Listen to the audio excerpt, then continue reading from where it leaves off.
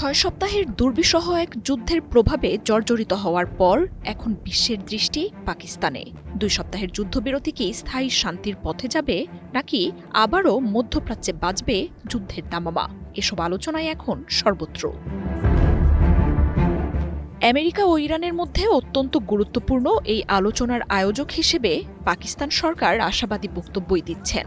আমেরিকার প্রতিনিধি দলের প্রধান ভাইস প্রেসিডেন্ট জেডি ভ্যান্সকেও বেশ ইতিবাচক মনে হচ্ছে। তবে বলার অপেক্ষা রাখে না যে দুই দেশের মধ্যে বাধার এক বিশাল পাহাড় দাঁড়িয়ে আছে। ওয়াশিংটন তেহরান আলোচনার কেন্দ্রে থাকবে লেবানন। আয়াতুল্লাহ খামিনি নিহতের পর আমেরিকা ইসরায়েলের বিরুদ্ধে যুদ্ধে নামা দেশটি এখন বিভীষিকাময় পরিস্থিতির মুখে। ইসরায়েলের নজিরবিহীন আগ্রাসনে আলোচনা শুরু হওয়ার আগেই তার নস্যাৎ করে দেওয়ার হুমকি দিচ্ছে। ইরান তার লেবাননি ভাইবোনদের ত্যাগ করবে না বলে স্পষ্ট বার্তা দিয়েছেন ইরানের প্রেসিডেন্ট মাসুদ পেজেশকিয়ান। যদিও এই ইস্যুতে ট্রাম্পকে নমনীয় হতে দেখা গেছে। এর জেরে এই সপ্তাহেই আমেরিকার পররাষ্ট্র দপ্তরের মধ্যস্থতায় ইসরায়েল লেবানন যুদ্ধবিরতি আলোচনা শুরুর কথা রয়েছে। তবে অভিযান বন্ধ না করার সিদ্ধান্ত ইরানকে চাপে রাখতেই বলে ধারণা করা হচ্ছে।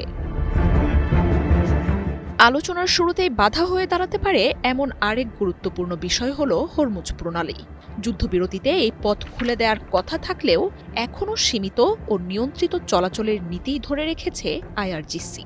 শত শত জাহাজের পাশাপাশি আটকে থাকা ২০,০০০-এর বেশি নাবিক ইরানের দেন দরবারের মূল হাতিয়ার হয়ে উঠতে পারে। যে বিষয়ের কথা বলে ট্রাম্প ইরানে আক্রমণ চালিয়েছিলেন, সেই পরমাণু কর্মসূচি নিয়েও কঠোর অবস্থানে এখন ইরান। দফায় দফায় আলোচনার পরও একই ইস্যু নিয়ে যুদ্ধের শিকার হওয়ায় এতে ছাড় দেওয়ার কোনো আভাস দিচ্ছে না তেহরানের আলোচকরা।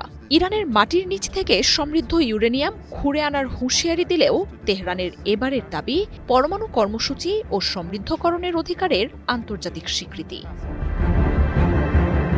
আমেরিকা ইসরায়েলের ঘোরতর আপত্তি রয়েছে ইরানের মিত্র শক্তিদের নিয়েও।